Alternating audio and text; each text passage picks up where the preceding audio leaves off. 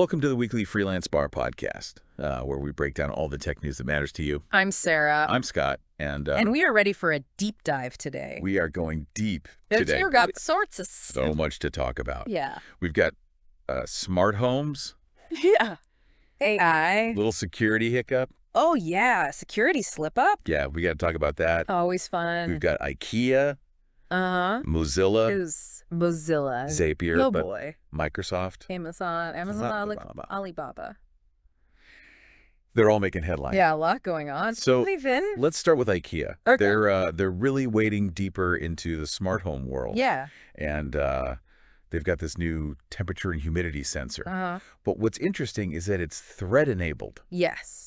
What is Thread, That's a good question. and why should our listeners care? Well, Thread is a network protocol. Okay. And it's designed specifically for smart homes. And the big deal is it's faster and it's more reliable than those older technologies like Zigbee. Gotcha. And it actually works really well with Matter, Okay. which, that's like that industry standard. Yeah, They yeah. want to get everything to work together Right. seamlessly in your smart home. Seamlessly, that's the dream. That is the dream. So this new sensor, Yes. if you're invested in the Ikea ecosystem, Yes. you're going to want this.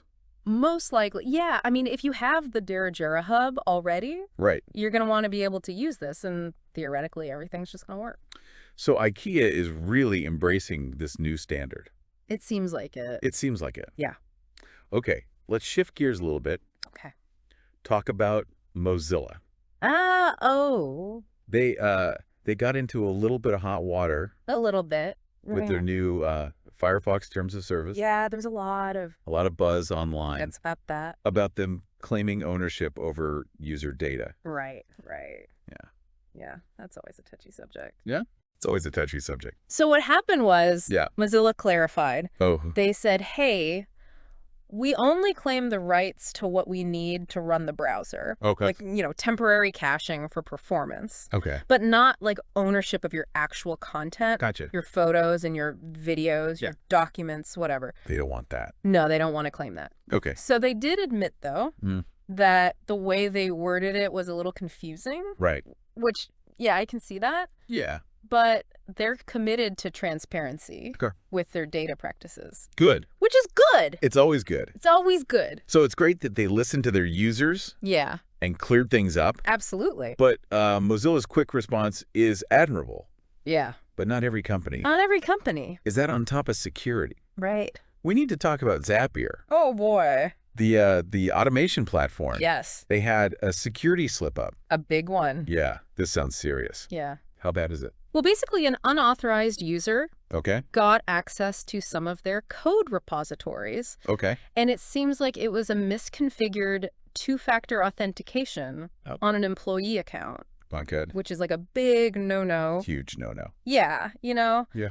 So they are saying that their That's fun. databases, their infrastructure, and their payment systems were not touched, That's good. but some customer data might have been exposed. Okay, so two-factor authentication. Yeah. It's a lifesaver It really is, unless you misconfigure it. unless you misconfigure it right. It's like locking your front door, Yeah. but leaving the key under the mat. Exactly. Speaking of Yeah. potentially disruptive technology, Okay. Microsoft is making waves Oh, yeah. in the AI world Uh-huh. with their new native Copilot app for Mac OS. For Mac OS? It's interesting that they are Mhm. prioritizing bringing their AI assistant Uh-huh. to Apple users. So what are the implications of this? Well, I mean, this version has some cool stuff, Right. like dark mode. Right. You've got shortcuts, Okay. and it integrates with Apple ID Oh, wow. on your iPhone and your iPad. Okay. So you can actually upload stuff for Copilot to look at and analyze. That's cool.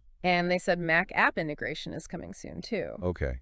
So, They're really trying to get this yeah, they want everybody to use it. to everybody. Yeah, no matter what system you're using. Right. And they're not just stopping at productivity, though. no, they're not. They've also unveiled Muse, Yes. which is an AI model that can generate gameplay Yes.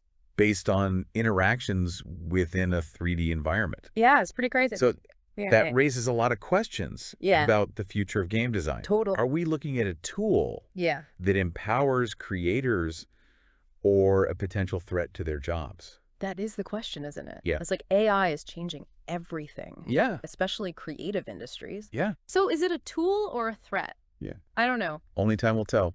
Only time will tell, but we need to keep an eye on it. Definitely need to keep an eye on that. For sure. Okay. Yeah. Amazon is not sitting still in this AI race either. No, they're not. They've announced Alexa Plus, Yeah. which is a souped-up version of Alexa. Yeah, it's like Alexa on steroids. I'm curious about this enhanced contextual awareness. Yeah. What kinds of complex tasks Okay. can Alexa Plus handle that current? Alexa can't. So now it can do things like find recipes Okay. and book dinner reservations. Wow. Yeah. So it's like I it's could've getting said it. smarter. It's more integrated into our lives. Right, and you can access it through a web portal now, Oh, wow. not just your Echo. So it's like they're really pushing for this more integrated experience. But there's a catch. There is a catch. There's always a catch. There always is. $20 a month. Unless you're a Prime subscriber. Right. So if you're already paying for Prime, you get this for free. So they're really banking on people Yeah. already being in that ecosystem. Yeah. All right, last but not least, Okay. Alibaba is hopping onto the open source Yes. AI bandwagon Yeah. with the release of their generative AI models, Uh-huh.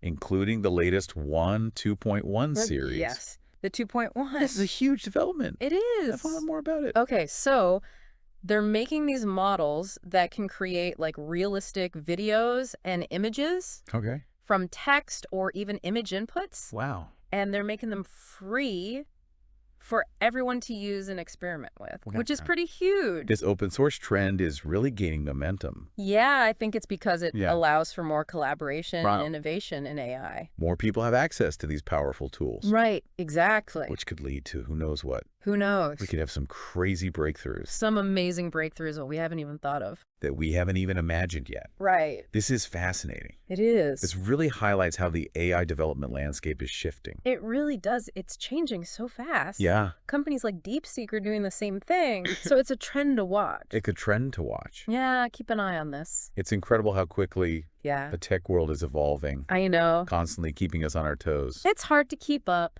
It really is. but we do our best.